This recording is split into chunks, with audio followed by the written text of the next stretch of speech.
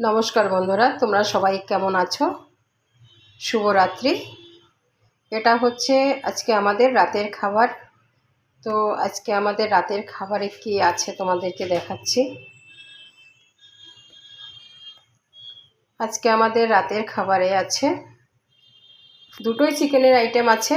একটা মানে কষা বানিয়েছি, আর একটা ঝোল বানিয়েছি, পাতলা ঝোল। সবাই কষা খায় না বলে পাতলা ঝোল বানিয়েছি।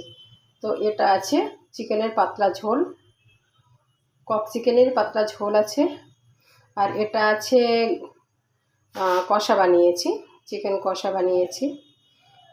আর এটা আছে পেঁয়াজ, যে পেঁয়াজ আছে, এটা আছে ভাত, সিদ্ধ চালের ভাত আছে। তো এটাই আছে আজকে আমাদের রাতের খাবার। তোমাদের কার কার পছন্দ আছে কমেন্ট করে জানাবে।